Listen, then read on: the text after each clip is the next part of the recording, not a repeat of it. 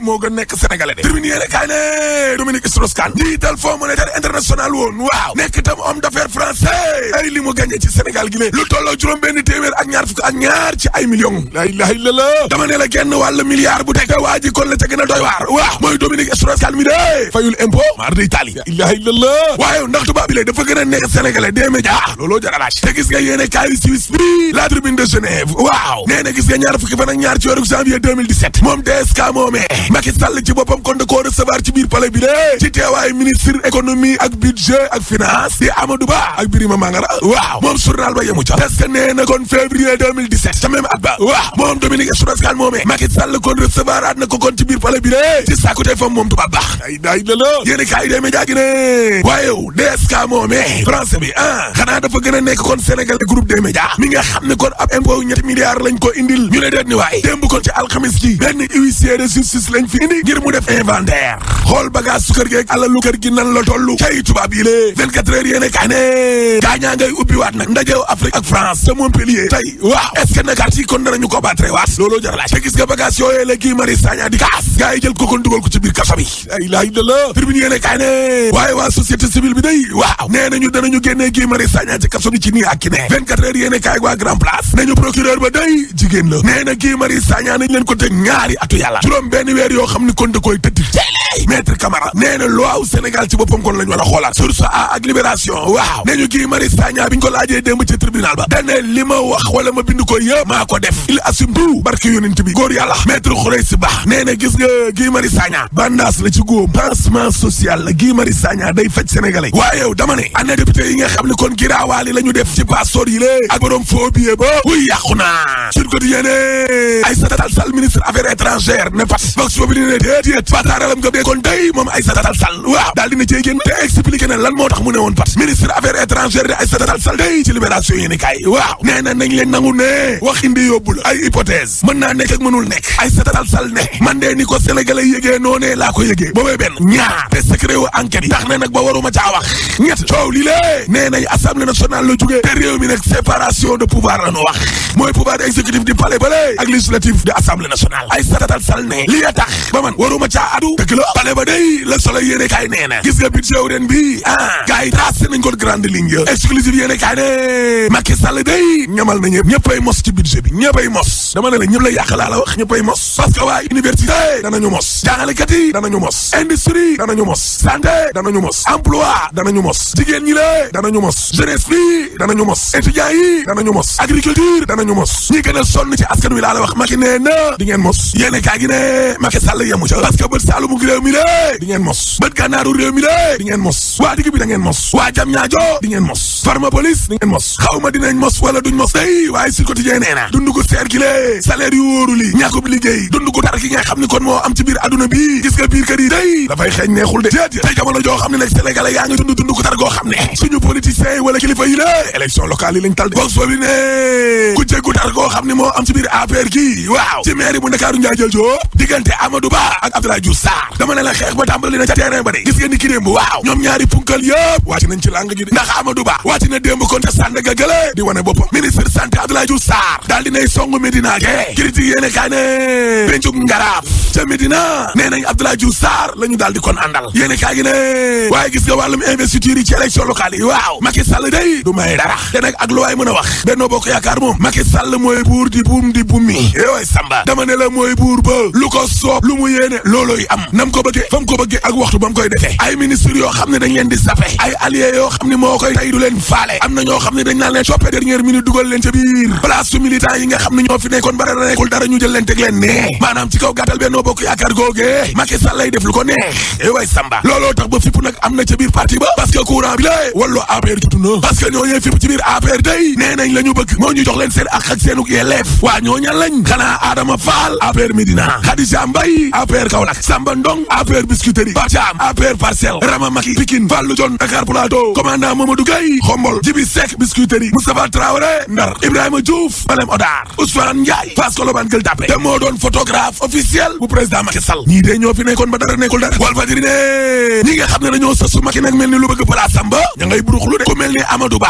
Mimi Touré base lay wut Mansour Faye est-ce que nekkul ne moom la ñuy préparé Abdoulaye Diouf Sarr nee na moom it Ndakaaru la soxla kenn du dem mu des sursaane waa coalition Yewwi Askan Wi day nu ñuy dajalee nag ba am xaalis ngir seen campagne bi lée waaw gars yi teg nañ seen plan de guerre day waaw ñoom président Alhaji Malick Gakou Khalifa Sall Ousmane Sonko ak ñeneen ña waaw ak ñoom Aïda Mbodj nee nañu parti bu ne loo am indi loo am ci xaalis indi nañu organiser ay caravane diggante Ndakaaru Njaay ba Casamance biir réew mi bu ñu bàyyi fenn ngir mobiliser askan wi lée Abdoulaye Sow APR Kaffrine waaw nee na ak lu ñu mën a jote nañ leen bokk benn gis-gis ak benn bëgg-bëgg rek taxawal Benno Bokk Yaakaar bu rëy ndax ak lu fi waaye mën a wax nag président Macky Sall la ñuy liggéeyal waa maire yi sax est-ce que liggéey nañu seen ministre day def lu na benn enquête de waaye maire Pata ca Kolda ak Aéré Lao Podor ñooñu day ay jàmbaar nañu liggéey nañ de waaye maire wu taxaw Ndakaaru yi lée nga xam ne daanaka ñoo gañe woon lépp gars yi góorgóorlu wuñ de bu duloon Cheikh Gueye bu jëppal derk la lambay ñaaw évidence yéene kaay ne Serigne Boub day waaw ngir nag wàllum caution élection locale am yooyee ay jigéen ñoo xam ne ñoo nekk ca kaw la googe ñaari millions la ñu yëkkati jox ko ñu nekk ay opératrice économique Aïssatou Ba moo leen jiite association jigéenu catholique yu Kaolack yooyee Clémence Goudiaby moo leen jiite ña nga ca Serigne Boub plateforme femme yu Kaolack Lobé Lama leen jiite ña nga ca Serigne Boub nekkul ne nag waa taxaw Dakar yooyee dong ñoo tale ci wàllum liggéey bi de parce que maire yi nga xam ne tam ñoom ñoo ànd ak Benno Bokk Yaakaar waaw ñu ci bare bari ndekete ndaare la ñu jël duñu tus jëlal ma exemple Aliou Sall mi la maire Guédiawaye ci 537 Aliou Sall jël 312e kooku koy daanaka ndaare la rek ndax ca dolli mooy président des maires du Sénégal ba pare jël ndaare ay ñoom Aly Ngouille Ndiaye ak ay ñoom Cheikh Oumar Anne kenn demul ñu dese ci ndaare lañ bokk conseil départemental Ndara jël be Mbour a jël ndaare waa Grand Place maire Daouda Niang bu Tëngéej waaw jàmbaar la ak pression impôt yu ñu koy indil nguur geen koy sonal di ko bëgg a ray waaye teewul day Tëngéej ci résultat dama ne la Daouda Niang jël na ñaari téeméer ci ay agent laa la wax recruter leen ngir wàllum tali bi ñaari raayo di ay distinction am na ko laa la wax commune bu Kamari Saré day Dakar Times nee na waaw askan wa yëpp nee nañ Amadou Racine Dia lañ bëgg mu nekk seen candidat libération yi ne kay ne ba sagbal sàq jax waaw lu tolloog 175 candidats la ñu rawale kon ca Kafountine gi ci ñeenti fan rek nag laa la wax direct news de waaye tribunalu Ndakaaru bi est-ce que gis ngeen tàngoor wi nga xam ne moom moo fa am l'observateur ne no climat bi kay ci boppam moo tàng laa la wax te maari day daale am na xale yoo xam ne tàngoor wi baaxul ci ñoom jigéen ñi nga xam ne dañoo wan lor yenn nit ñoo xam ne dañoo am feebaruk nooyi ak cardiaque tàngoor wi daal xam naa ni mbir na lool waaye climat bi de ak lu mu tàng te Macky Sall mi waxuñu suñu wàllum pétrole bi fan la mujjee dana fi gën a tàng de baax na parce que suul gaz du ko tere xeeñ te troisième mandat dañ ko fi tere rek boo paree ma ne la Alaaji tëjal. jaajëf El Hadj Ahmed Aïdara. parce que suñu métier au journaliste moo ñuy permettre ñuy analyser di xool ne ni lii baax na wala lii bon na ñaata yoon fii ci plateau bi. fi intérêt population bi jëm si. mais ñaata yoon la fii Mansour Diop wax lenn ci nguur gi loo xamee da ko teg ci base bu leer ci lu négatif ñëwaat waxaat leneen ci nguur gi lu positif parce que da koy teg ci base bu leer mais lan moo ñu tax a jóg mooy fexe ba ñu ne askan wi lii de am na solution wala lii de am na problème ñun di dañu leen di jox problème yi mu dem ba ni ñu daan waxee Walfadjri benn jamono mur de lamentation des médias nekk na mur de lamentation ku am lu muy ñaxtu ku am loo xamee ni dafa am lu ko metti sur le plan social sur le plan politique sur le plan bu mu mën a doon fii ngay ñëw wax ko wax na ko Sud FM nekkoon na fi ci ay jamono jafe-jafe ak nguur gi fi nekkoon Walfadjri je me souviens de ce plateau bi nga xamee ni Macky Sall président de la République toog na ko ci plateau Walfadjri pour ne leen du genre xeex leen dañ leen di soutenir booba temps il était opposant parce que régime bi fi nekkoon peut-être que ñu ngi doon gàllankoor yenn ci ay këru liggéeykaay bu ñu demee tey nag ba sous son magistère donte am na lu ñu woowee séparation fisc et cetera wax la rek parce que séparation boobu administration fiscale dafa am ku ko jiite ki ko jiite am ku ko jiite muy bu fekkee ni bëggoon na lii dakkal na ko et ce n'est pas trop tard ci li ma jàpp ce n'est pas trop tard ñu dakkal situation bi nii parce que il y va au-delà je ne parle pas de Bougane Gueye Dany moom ma nga du salaire lay xaar ñun ñii di liggéey ci biir kër gi ñooy xaar salaire yalwaanuñu ko tout travail mérite salaire yalwaanuñu ko. mais Birahim c'est nous qui dérange ñun ñooy déranger. waaw mais ligne éditoriale bi nga xam ne yow yaa koy def. maandu kenn Bougane mën la orienter fu ko neex. c'est-à-dire que yow sa ligne éditoriale bi nekk ci dëgg di traiter information de façon équilibrée yow yaay déranger. ah mais ça pose problème l'essentiel mooy redressement fiscal ay entreprises dañu fi ñu leen defar redressement fiscal duñu jeex ay entreprises yoo xam ne dañoo sax bokk ci état bokk ci nguur. redressement fiscal am ci mais dañ ko lijjanti. waxtaanee ko ba mu jeex ba déggoo ci sax coow lu tax ñu war a sukkandiku wala des ci mbirum D-Média. ba yónnee ay huissier ñu war a def inventaire bi te di leen fàttali ne kon grande coalition bu gëm sa bopp ñoom tey ji ci àjjuma ji dinañ amal ak janoo taskatu xibaar yi bu 15h jotee si seen siège bu cité kër góor gi ñoom nag la ñuy waxtaanee moo di coowal groupe des médias ay experts yu nga xam ne dañu jëm seen xel dafa màcc jëm ci wàllum fiscalité waaye it jëm ci direction générale bu des impôts et domaines coow la ca war ñoom ñëpp dañ ci andi ay leeral ak ay documents yu nga xam ne dina waral ne kon ak singali am na ci lëf lu ni mel. leneen lu soxal bi la jotaay xibaar moo di deeni géej si mbiri commune bu Mbambilor foofee coow am na fa démb tàngoon na lool la ko waral nag moo di ay bulldozer la ñu fa andi ay kër lu ma téeméer ci ay kër ay parcelle daaneel nañu leen mu mel ni tàllal nañu kon terrain ya gendarme yi askan wa doon defanteex ñoom ba ñu génn fay grenade lacrymogène 75 ci ay hectares moo waral coow la ñu ànd seex Cheikh Baye Thierno Mbeng. donc dem nañ ba nga xamante ni dóor nañ suñuy waa dëkk toj suñuy kër dem ba ci biir dëkk bi fi nga xamante ni fa la chef de village nekk sànni fa ay lacrymogène ñu ngi nii ma yor tey heure bii may wax ak yéen am na ay famille yoo xamante ne dañ leen évacuer ay jigéen yu ëmb ak ay xale yoo xam ne ñu ngi feebar instant bi ñu ngi à l'hôpital liñ fi toj moom mënuñ la ko sax limal mënuñu ko limal xamuñu ñaata kër lañ fi toj te bu fekkoon dañuy toj teg ko ci yoon mooy dañuy indi sommation ñëw ñu xamal ne ñun ñu ngi waaj a toj seen ay kër loolu ñun dinañ mën a jël suñu ay kiir mais amul lenn loo xamante ni def nañ ko dañoo xëy rek indi seen ay nit ñëw di toj booleeg loolu di ñu jaay doole ba pare teg ci nag dóor suñuy doomi dëkk légalement suñu moomeel la ci biir dëkk bi la bokk extension du village la mënuñu comprendre koo xamante ne dañ ko ameel suuf ca Dakaaru Njaay di ko fay loo xamante ne ay nit dëkkee nañ ko premier lieu dañuy woo borom dëkk bi muy monsieur le président de la république parce que li ñu wérte wóor ñu mooy lii moom du ko seetaan kaddu jëmale ci ministre bi ñu dénk mbiri biti réew affaires étrangères moom ci boppam yëkkati na ay kaddu ñu bëri doon ko laaj moom Aïssata Tall jëm ci wàllum passeport diplomatique yi nga xam ne moom moo lëmbe réew mi ñu tudd si ñaar ci ay député yu Benno Bokk Yaakaar moom la mu ca xamle moo di mox askan wi ñoo ko yëgandoo fa mu ko wéer lii moo di ay kaddu Aïssata Tall. passeport yi wax dëgg yàlla man damay dégg ñu naan trafic passeport mais man gisuma fenn fu ñu ne bii passeport dañ koo trafiqué ni ngeen ko déggee man noonu laa ko déggee ma wax ni nag ñetti mbir dafa am loo xam ni dafa soxal assemblée nationale soxal député dañoo ne yow ministre bi gouvernement bi fonctionnaire bi nang ci maandu parce que yoon mayu la nga jéggi frontière boobu suñu constitution daa rëdd encore benn frontière diggante justice ak exécutif bi ma ñetteel maandu mooy enquête dafa am secret képp koo xam ne dangaa weer yi muur yi secret enquête yoon am na si yow wàll te bés bu nekk yéen a ñuy jàngal état de droit lii mooy état de droit donc lii am ba ministère affaires étrangères maandu ci mbir mi kooku sénégalais dañ coo war a sax am mbégte. affaires étrangères dafa maandu ci mbir mi ndax moo nit ñee ko yëgandoo mu day kàddu yu Maître Aïssata Tall El Hadji bon man mun naa ko nangul bu fekkee trafic la xam nga ci information yi am na ñu wax ni am na ci ñu ngi ko doon defaree à l'étranger ñu ngi ko doon confectionner à l'étranger dugal ko ci enveloppe envoyé ko DHL après mu ñëw ci ñi ko doon lijjanti fii mais c'est-à-dire que trafic bi bu amee ay certificat de mariage ay extrait de naissance yooyu fan la ñu ko déposé. ministère wala déet wala ndax dañ ko confectionner noonu dajale yooyu noonu rek. pour gën a am plus d'information ki ñuy defaral passeport boo xam ne baaxul à l'étranger yónnee ko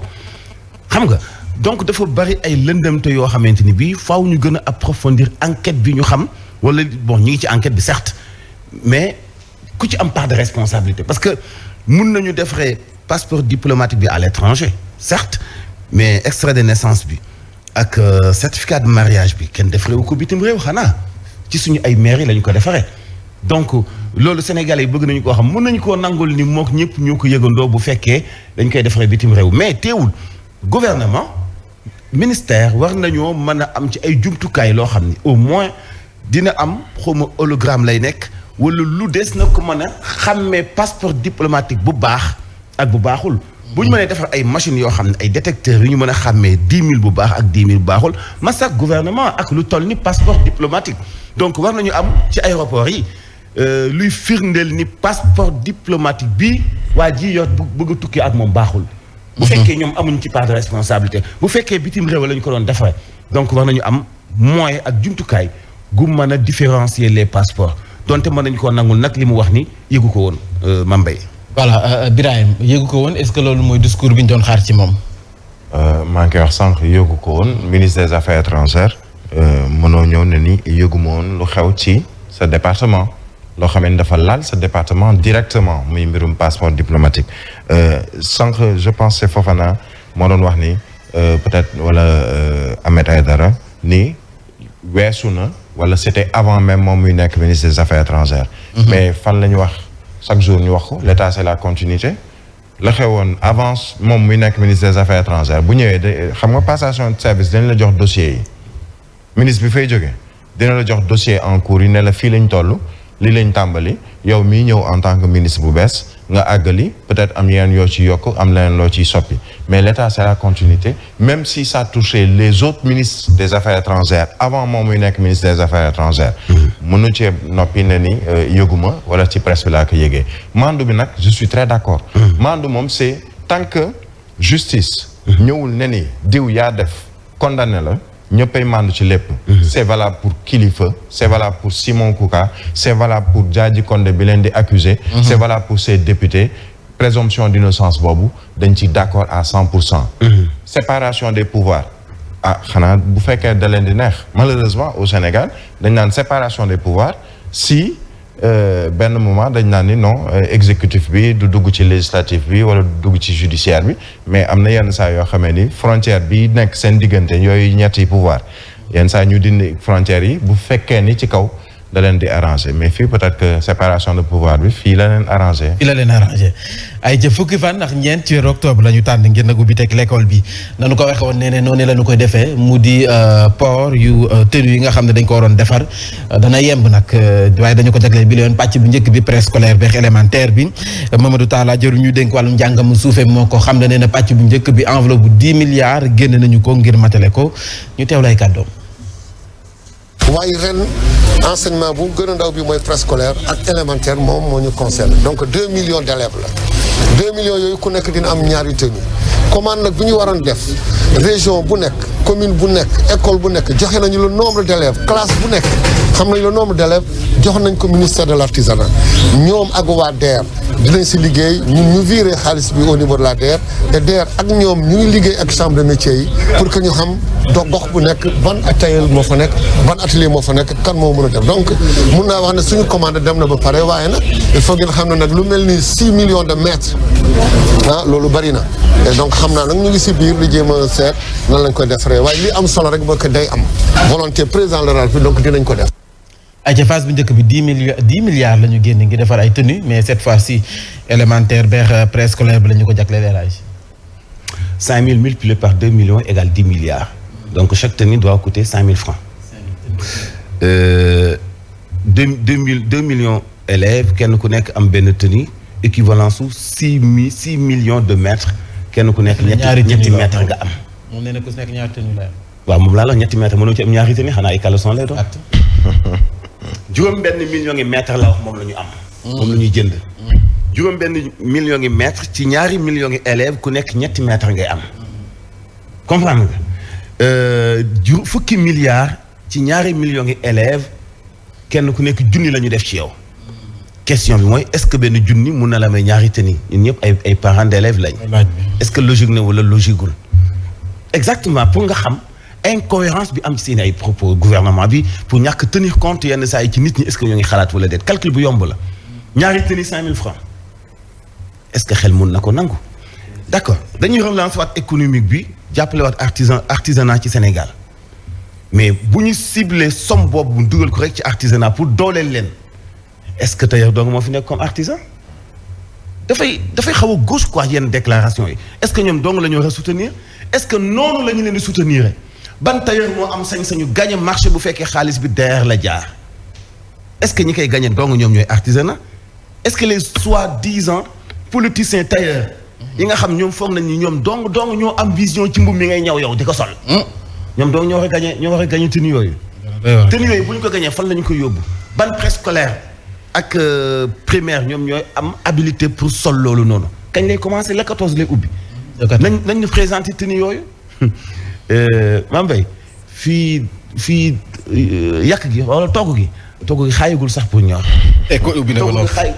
5000 francs mënoo ci am ñaari tenue te 10 milliards ci ñaari millions yi nit ku nekk 5000 francs ngay am juróom-benn mètre. juróom-benn millions yi mètre ci ñaari millions yi nit. ku nekk ñetti mètre ngay am. ñetti mètre mënoo ci am ñaari tenue dafa bari loolu ay incohérence nañu tegal suñu kanam calcul bu leer. pour ñu gëm ni ñoom li ñuy wax ni ñu ngi ci et puis ni ñuy def seen appel d'offre bi lépp leen Sénégal yi dañu war a xam. dañoo war a xam lu mu ci manti doon de. kàddu yooyu ay mathématique la rek mathématique la rek.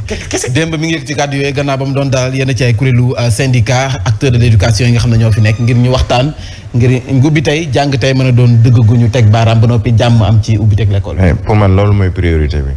mooy acteurs yi nga xam ne ñoom ñoo seq éducation fexe ba ni ñu koy defee chaque année mu bañ a amaat ren di maanaam ay grève yu dul jeex. xam nga ñu ngi wax ci wàllu tenue scolaire moi je le répète ce n'est pas une priorité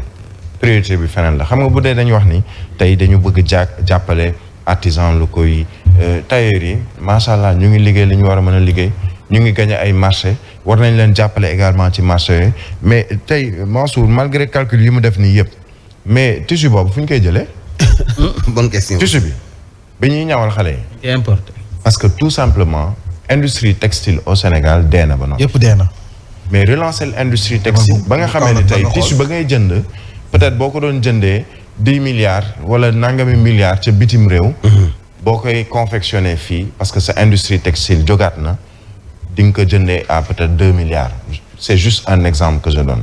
maanaam kon tey la priorité bu dee dañuy wax wàllu relance sur le plan économique même bu fekkee ni c'est pour les petites et moyennes entreprises yi nga xamee ne ñoom ñooy ay tailleurs ay nit ñoo xam ne dañuy def ay confection ci wàllu tenue mais nañu fexe ba relancer ñoom matière bi ñuy soxla ci tenue yooyu wala pour defar tenue yooyu matière bi mooy lan mooy tissu bi. mooy coton yi mooy li nga xam ne moom mooy mais Mambay c'est pas pour faire de la publicité mais gisoon nañ fi Sotiba.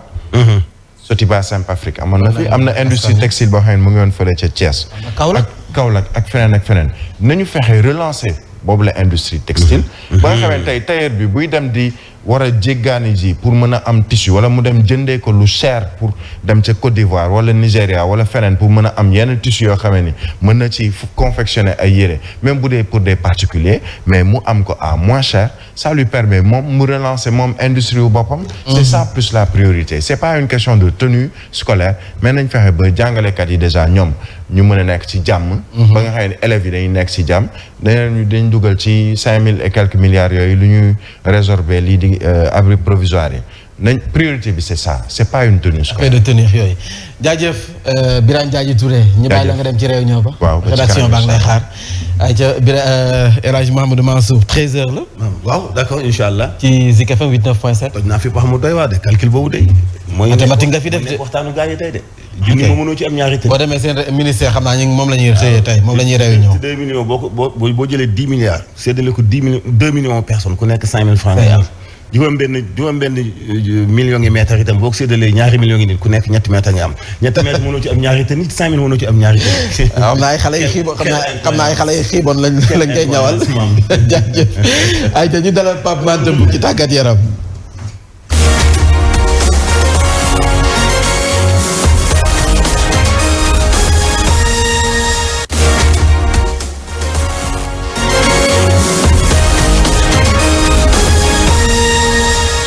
borom jam si di yax dugaar Pape Mante maa ngi laa nuyu. maa ngi laa fay bu baax a baax. ngay tey. alhamdulilah la gën tey waaw ñoo ngi góorgóorlu de. mooy loolu ñaari mètre mënu laa ñawal. tarkalla macha allah. yow moom sa tenue de. ayca éliminatoire mondial Qatar 2022 Sénégal Namibie samedi lay doon ëllëg mais nag médecin équipe bi jamono ji mi ngi def xayma. waaw mu ngi def nag xayma kon Sénégal ni ki ëllëg nag la fa Sénégalais ak ñii di waa Namibie bu juróomi waxtu jotee foofu ci stade Lat Dior bu Thiès waaye nag waxtu wi gannaaw bu lay ja mi nga xam ne nag moom dellu na clubam li ko waral mooy dafa amoon ab gaañu ñëwoon nag ngir ñu saytu ko waaye nag dellu na clubam ngir wëyal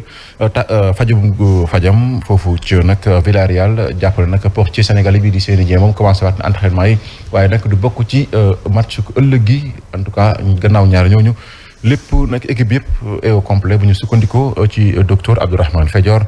ñëw teewlu ay kàddoom. Boulaye Dia moo amoon problème ci óomam dafa gaañoon ci óomam ci clubam semaine bi passée